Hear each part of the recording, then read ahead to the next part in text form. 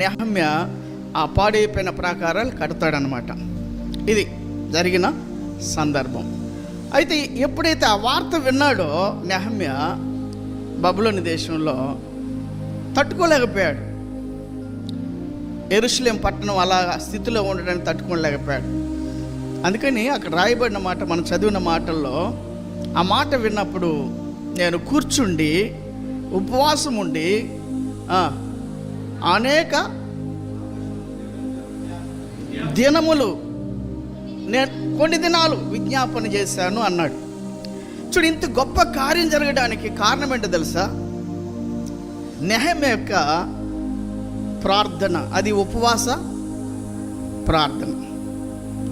ఉపవాస ప్రార్థన అద్భుతమైన కార్యం జరగడానికి కారణం ఉపవాస ప్రార్థన. చూడండి, యెరూషలేము పట్టణం పాడైపోయింది.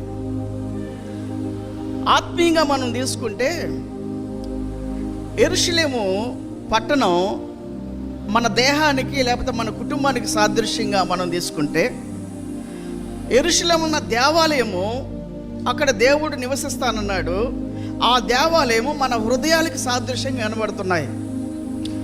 కనుక ఆ యెరూషలేముకి ప్రాకారాలు లేవు కనుక శత్రువులు దాడి చేస్తారు, దోచుకుంటారు, లేకపోతే మృగాలు లేకపోతే వచ్చి నాశనం చేస్తాయి ఆ పట్టణాన్ని.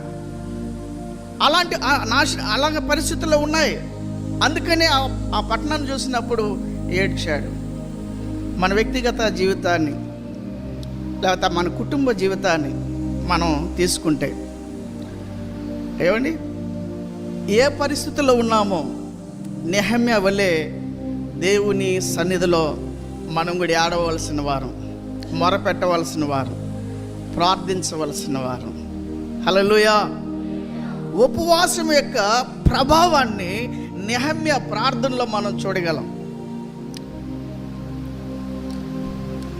మనకు తెలుసు, ఈ దినాల్లో ఉపవాస ప్రార్థనలు కరువు అయిపోయినాయి. ఉపవాస ప్రార్థనలకి ఆసక్తి లేదు. ఆ మాట చదవండి, అక్కడ చూద్దాం. ఒక మాట నెహమ్యా చెప్తున్నాడు 4వ వచనంలో, ఈ మాటలు విన్నప్పుడు నేను కూర్చుండి ఏడ్చి కొన్ని దినములు దుఃఖముతో ఉపవాసము ఉండి. ఏమున్నాడంట? ఉపవాసం ఉన్నాడంట. మనం ఉపవాస ప్రార్థన అని చెప్తాము, ఉపవాసం మాత్రం ఉండదు. ఏముంటుంది? నెహమ్యా